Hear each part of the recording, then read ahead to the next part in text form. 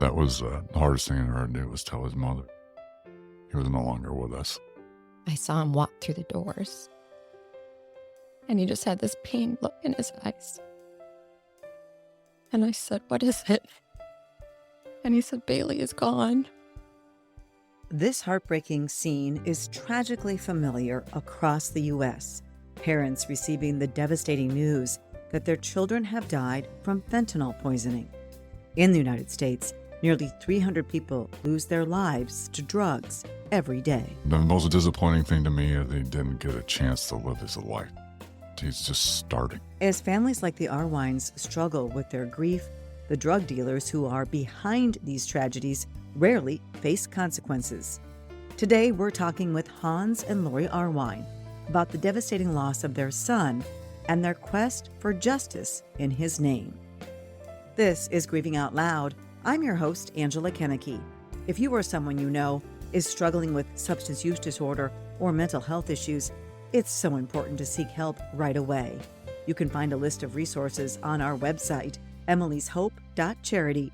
We've posted a link in the show notes of this podcast. And please don't wait. As you'll hear in today's episode, with the fentanyl crisis, waiting even just one more day can be truly devastating.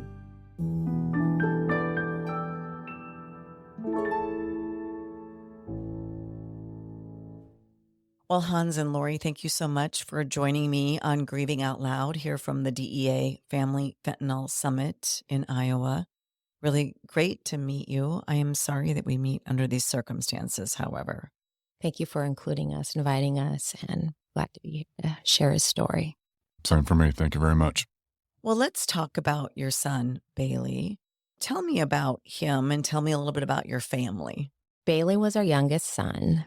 He was our blessing baby. We have 2 older children, Brandon and Brittany, and then we found out that we were pregnant again when our daughter was 10, and so we were thrilled to have another baby. And Bailey was just the light of our life. He was an excellent athlete, a natural athlete in basketball and track. By his junior year, he scored 1,000 points in basketball. Wow. Yeah, he was just a great athlete. He was a 3-time state champion in track. And he was just probably our most easy, laid-back child. We kind of called him our gentle giant. He was 6'5". Tall like his dad. Yes. And he would be anyone's friend. You know, he always cared about people. He went for the underdog, helped people in need. Just was a great guy. Never heard him say a bad thing about anyone. Nope. Ever. He never did that. He never judged anyone. No. He didn't want anyone to judge him. Mm-mm.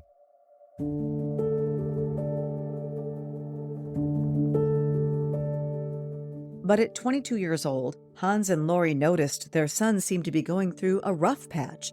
He had moved out of the house and in with his 2 nephews. He didn't quite know what he wanted to do in life. He had a girlfriend at the time. They had been dating for 6 years, and they kind of broke up because he was trying to figure life out. After 6 years, he had a breakup. Yeah. And that's hard. It is. Yeah. So he was dealing with that. And of course, he was, went through COVID, trying to do college through COVID, and that didn't work out for him. So he was just trying to figure out what he wanted to do in life. Mm-hmm. I mean, the breakup with his girlfriend, the change in his life was different than the school. So that's where, with the COVID and dropping out of school, he didn't know what he wanted to do. Feeling a little lost, maybe, his whole world. And we all felt lost during COVID, right? But I wouldn't say it was depressed necessarily. Well, not in that manner, but just trying to figure things out and that type of stuff.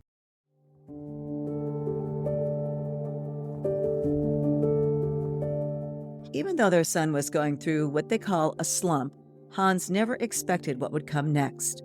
While at work, he received a phone call from police asking him to come to his house immediately.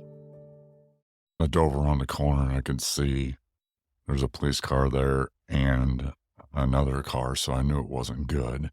It was either Laurie or Bailey. I knew something bad had happened. I didn't know which one it was, but when they told me it was Bailey, it was a big shock just because he's, 22 years old. And the night before, we were blessed because we were able to go out to eat with him. Laurie's nephew that he was living with, his cousin. So we'd just seen him. So that was great that we got to be able to do that. But I had to do the hardest thing I do in my life after I heard that was I had to drive 20 miles down the road to where she works and tell her what happened.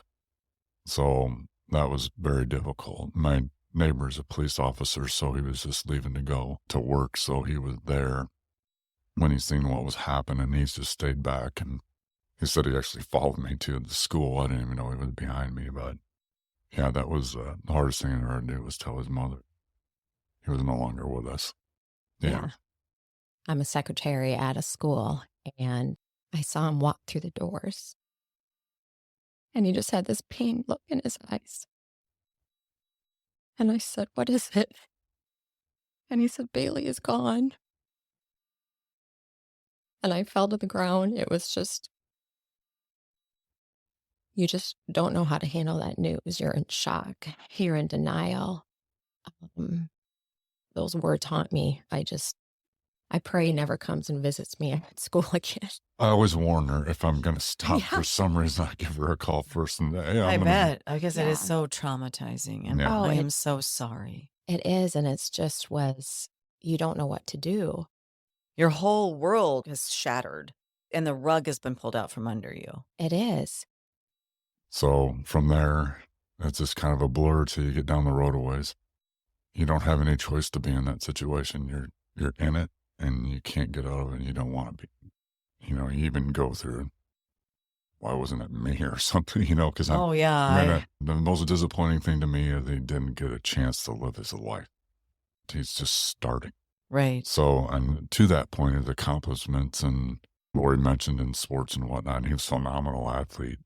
But I think overall through that beginning process we heard the same thing from numerous people over and over and over. Didn't even know each other because we had two communities involved because we moved. That, his kindness to others and respecting others. And we just heard the same basic story over and over and over. So that was, if anything, it was refreshing to hear that. Did you have any indication something like this could happen with Bailey? No. No indication at all. No indication. Now, we knew he was a little down. He had quit his job the day before. He wasn't happy at the job that he was at. Like Hans said, we're so thankful and blessed that God gave us that last opportunity to have a meal with him, to give that one last hug. I love you. That last "I love you." The last words to my daughter were on Mother's Day, and I love you. Yeah. Oh. And I'm so glad I have that. Mother's Days are hard for me, Mm-hmm. but I'm really glad I have that. Our last text to each other were "I love you." What a blessing that is. Yeah.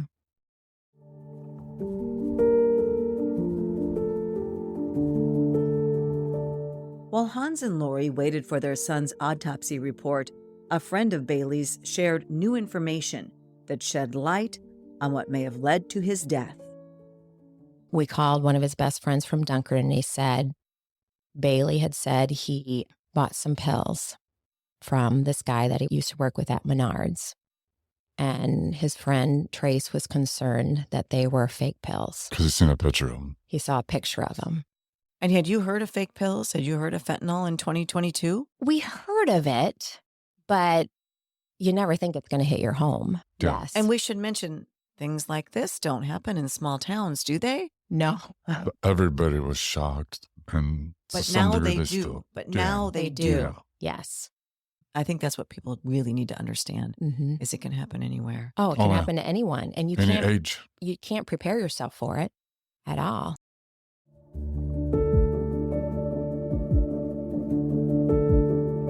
Six weeks after Bailey's death, Hans and Laurie got the autopsy report confirming that their youngest child died from fentanyl. Heartbroken and determined, they decided to dig deeper to find out exactly what led to Bailey's death. I had access to Bailey's bank accounts and found out that he did Venmo some money to this individual. So we had that information. They had his phone. So the Cedar Rapids Police Department said that they would start an investigation. So it was just a waiting game. And then it wasn't until October, my good friend works for Senator Grassley, and we had an opportunity to speak with Senator Grassley to talk about fentanyl and the overdoses. And so I contacted the Cedar Rapids Police Department and I said, is there still an active investigation going on? Where are you at? And they just said, no, we really couldn't really find anything. Unless he admits it, we can't do anything. Basically is what they said.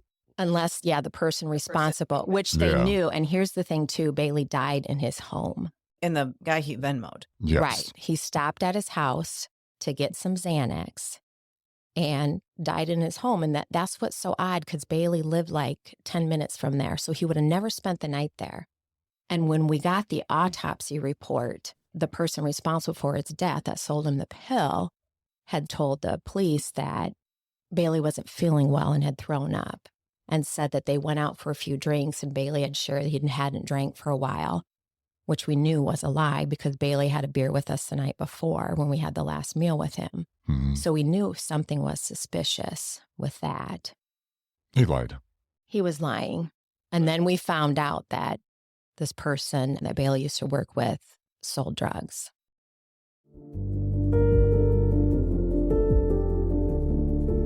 Even with all the information they had gathered, Cedar Rapids police told Hans and Laurie that there wasn't enough evidence to pursue the case further. They were told the investigation was closed and that no one would be charged in their son's death. Then this is where another God blessing was. I shared Bailey's story with Senator Grassley. Stephen Baines was there, who's the commissioner, heard the story where I shared in the story that the Cedar Rapids police said they couldn't do anything more with the investigation. They were closing the case. Stephen Baines was speaking and he stopped speaking and he turned to his parents, all the parents that spoke, and just said how heartbroken he was by what happened and how he has a son and how horrible it would be to happen to anybody's family. After the hearing was over, then he came up to us and he said, hey, tell us about it. And we told him about, the investigation, how Cedar Rapids police said they couldn't do anything. And he said, we're going to check into it for you. Yeah.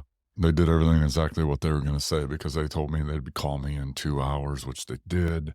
Yep. And they put some upper people on it, not just, and that helped. But so their process was totally different. Okay, but what upsets me is that it has to come to that. I know. That you have to go in and get somebody who has a little more power, or you just happen to luck into meeting someone who has a little more power who can push these people to do something. Well, and that's the case. It's like nothing against the Cedar Rapids Police Department, but one comment they made was, it's the summertime, lots of vacations. We don't know when we'll get to it. It's like our son's death meant nothing to them. And I'm not knocking the Cedar Rapids Police Department, but this is a common story among so many people across the country. So it's just law Right. enforcement is overworked. Exactly. They don't always have enough resources, but these cases should be a priority. If we're ever going to stop this from happening, this is one way for people to know they are going to get caught and prosecuted if they sell Exactly. this stuff. That's one tool in the toolbox and it needs to happen. People shouldn't be getting away with it. Exactly. And one thing with this, there's a 3-month delay, roughly. And then when the state got involved, the same lot of drugs is gone by that time. So they can't match Right. exactly. So it just made some things more difficult.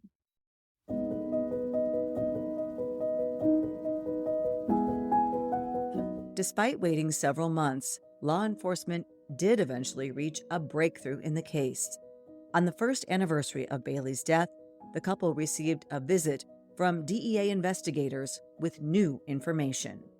And they said that they were following this individual and that they caught him 6 times selling pills, the same Xanax that Bailey had that had fentanyl in it. I don't understand. I do understand when someone's suffering from substance use disorder that they're selling to feed their own habit. Yes. Do you think that's what is happening? But when people start dying, how can you continue to sell? Well, and that's how we felt. It's like, obviously, someone who struggles with substance abuse has a mental health condition. But to know that our son died in his home and he continued to sell the same drug that killed our son. And he admitted it in court. Right. Then he sold it. So that April 5th was when we found out that they had 6 counts against him. He wasn't arrested until June, and then he was released right away. And then it was January of this year that he went to court and he confessed his guilt. For selling drugs only. For selling, so not drug-induced homicide, not He No, anything would like not that. admit any guilt No. towards that. So the U.S. attorneys got involved with the case. Went from state to federal? Mhm. Correct. Mm-hmm. And he admitted to all 6 times that he knew there was fentanyl in the Xanax that he was selling. He knew it. He knew it. Anything he was selling, he knew it was fentanyl. Yep.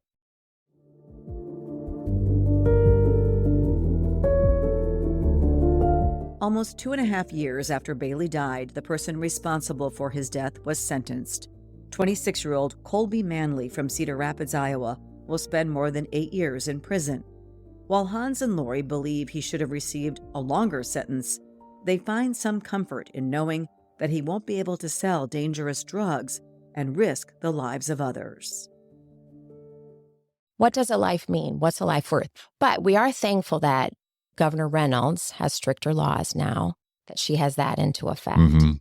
So we just know, because we've talked to several families that haven't been able to have an investigation on their child's death. Mhm. So we are so thankful and grateful that Stephen Baines stepped in, looked at Bailey's account, and the person responsible for his death is behind bars. He's no longer selling drugs and risking people's lives.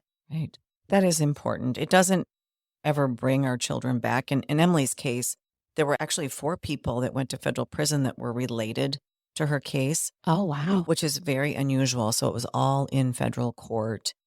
But they did catch people, the intermediate person who sold it, and then the dealers but they were responsible for several deaths in my community. And I think after talking to so many parents, it is unusual to have any kind of justice, to have anybody even charged That's at right. all. And people say to me, "Oh, is that because you were well known? Is that?" And I don't think that's the only reason. I think they were able to put together a good case, and there were other Exactly. people, other deaths involved.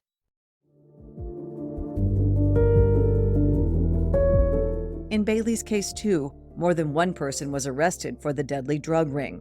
A total of 3 people have faced charges. During Manley's sentencing, both Hans and Laurie teared up as they read their victim impact statements. Laurie says that the process stirred up a lot of the initial pain and trauma from Bailey's death, and she realizes now that she had been holding on to some of that grief while waiting for justice. It's hard to describe how you feel. It's not going to bring our son back. We hope we'll have somewhat of a closure. We're very faith-filled, and after Bailey passed, the Lord put the scripture, Romans 8:28. All good things come together for good to those who love the Lord, are called according to his purpose. And we know, according to God's word, that your days are numbered. And God knew when Bailey was going to die. And so we're trying to determine what our purpose will be. How can we share our son's story? How can we bring hope to other people? Awareness. Awareness. Well, you're doing that right now. Yes. You're doing that right now by Mhm. coming on the podcast. So Yeah. there you are. Yeah. And there's probably going to be lots of opportunities and ways that you can do that. I have to say that after these people were sentenced in my daughter's case, and I sat through weeks of trial with other parents who'd lost someone due to these dealers, I didn't feel any better. I mean, it was very emotional. It was very tough, but I was glad, but I'm sure other people popped up in their place, Yep. and it doesn't ease the wound. It doesn't Mm-hmm. heal it.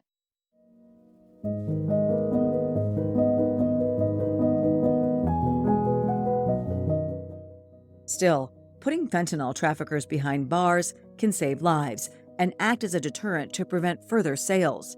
In a previous episode of Grieving Out Loud, we talked with Matt Capilouto, who has not only fought for justice in his daughter's death, but is also leading efforts to change legislation so that those who knowingly sell deadly drugs face prison time.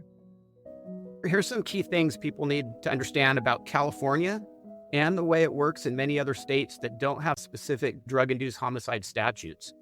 The prosecution is left with 2 burdens. Number 1, you have to prove that the drug dealer knew what they were selling, and they have to be able to prove that the drug dealer knew the drugs they were selling could result in someone's death. It's very challenging. Exactly. And that's why they turned it over to the feds. Yes, because on the federal side, you don't have to prove that the drug dealer knew that the drugs could result in death. You just have to prove that they knew what they were doing was illegal. Most people do not get justice in these cases. Most of these deaths, it's not the feds that show up. It is your local law enforcement, your police or sheriffs. And more times than not, although I think we are making some progress, these cases are just looked at as accidental overdoses, and the burden of blame is on the user, and our kids are not seen as victims. That's what we have to change. There's no doubt our kids are victims. And if they're victims, there's a crime that's been committed. And that's where it all starts, is with law enforcement viewing these cases when they show up as criminal, not marked immediately, just rolling them as accidental overdoses. And they need to be investigated as homicides so information can be gathered right away, and we have our best chances of getting these people off the streets.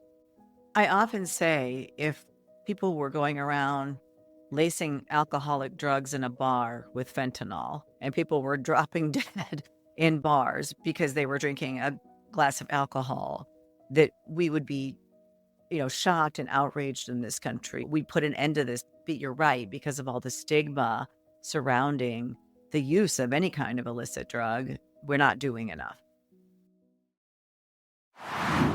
Have you lost a loved one to overdose or fentanyl poisoning? I'd like to invite you to share their story on our new Emily's Hope Memorial website called More Than Just a Number. They were our children, siblings, cousins, husbands, wives, aunts, uncles, and friends. So much more than just a number. You can submit a memorial today on morethanjustanumber.org. So how do you want Bailey remembered? I want him remembered for the kind, caring person that he was. He'd give the shirt off his back. He was laid back, carefree. He kind of had an old soul. He had a twinkle in his eyes. He had a smirk. He was an amazing uncle. We have 3 grandchildren, Axel, Leif, and Lowen, because he was a kid himself. So he played with them, loved playing hide and seek and football and basketball and just read books to Lowen. She's the youngest. He was just a great guy. He would be anybody's friend. I love this. I wish picture of him. That's how he was. 6'5" guy. He was healthy, And that's what's so hard, because you see someone like that and it's like, he's dead now. And the minuscule amount of fentanyl can take you down. Right. Yeah. And a big guy who's 6'5" and Yep. I don't know how much he weighed, or more, 200 pounds or something. Yeah, he wasn't overly heavy, No, but a big guy. Yeah. And a fit guy. Right. And it doesn't matter because it just takes a minuscule amount. It does. And one thing that Bailey wanted to do, because he was such a free spirit, he says, Mom, I just want to get a van and drive across the United States. I want to see the world. He loved to hike. He was outdoors. He loved to fish. And I said, well, Bailey, you got to save some money up first and then go for it. Live your life. And I think it's those lost opportunities. He'll never get a chance to do that. Right. I think about my daughter was 21 and I won't have that wedding, no grandchildren. Exactly. That's what hurts. Yeah, it's hard. That's the hardest part, don't you think? It Mhm. is. All the potential. When I show a banner of all these young people who've died from fentanyl, I talk about all the lost potential to the world. Yes. What adventures could he have gone on, and what could he have done to help people, because he was such a people person, your son. Right. I always talk about what music people could have written, what entrepreneurs are out there, and businesses could have been started that we will never have in this world because of fentanyl. Yeah. Mhm. I mean, it's a massive loss to all of us, all of these young lives. And it bothers me so deeply that this continues to happen every day. And it's growing, I believe. The amount of fentanyl is definitely growing. Overdose deaths / fentanyl poisonings are down slightly because of Narcan, right? Yeah. But the amount of fentanyl flooding into this country is greater than ever, and the number of actual overdoses that maybe where someone survives is going up. As I mentioned, CBS News was talking to us, and it's like, if this is a plane crash every day, they'd really be hearing it. 2 plane crashes Right. falling out of the sky. And then Jelly Roll, that singer, Yeah. he brought the same thing up about it. This is a plane crash or whatever every day, and they'd do something about it. Right. I believe it's because of the stigma about drugs and drug use. Very good point. That's the hardest part, too. It's like when you lose a child to an overdose, there's a stigma. We have found in a small town, there's some people who ignore us. Hmm. And it's not that they mean to, they just don't know how to respond to you. And then it's like they're shocked when we do talk to them. We're like, oh, yeah, Bailey used to love doing that. And they're like, yes, we want to hear about our son. We want people to talk to us about our son. That's what keeps his memory alive. You know, we want to share Bailey's story.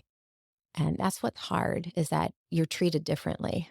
So when did CBS News talk to you? What happened there? January, they read that I had spoke with Senator Grassley. And so Tony DeCopel was coming to Iowa. It's more political is what it was. Hmm. And he read that Bailey died from fentanyl and they were going to be in the area. So I said, sure, you know, It was about the border.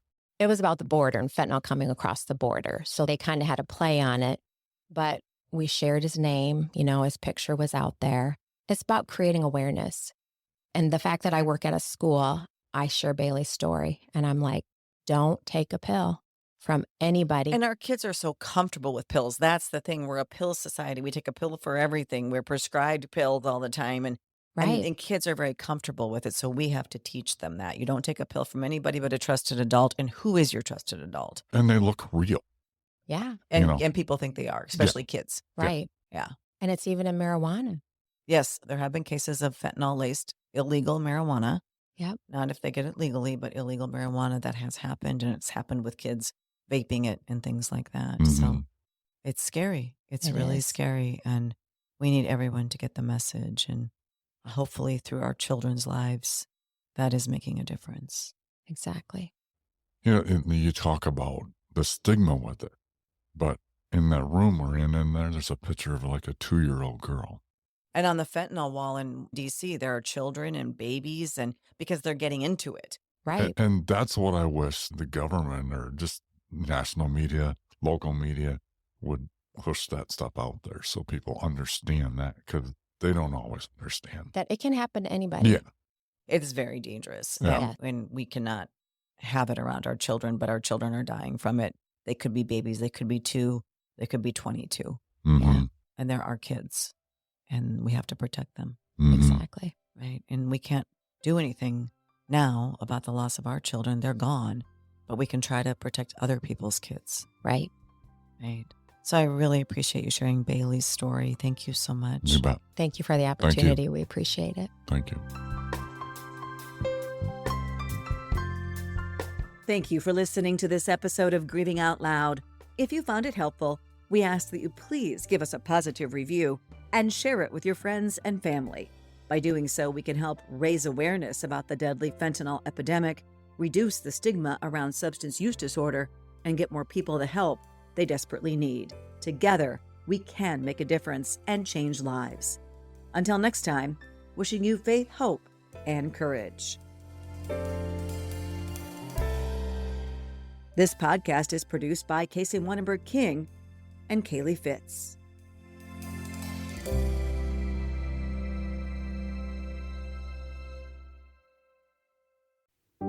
Are you ready to protect the next generation from the dangers of substance use? Emily's Hope has created a comprehensive K-12 substance use prevention curriculum designed to educate, empower, and equip students with the tools they need to make healthy choices.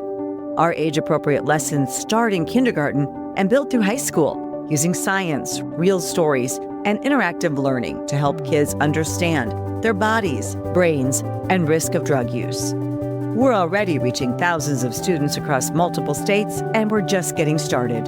Visit emilyshopeedu.org to learn more and share our curriculum with your school administrators and counselors. At Emily's Hope, we believe prevention begins with education. Let's work together to keep our kids safe.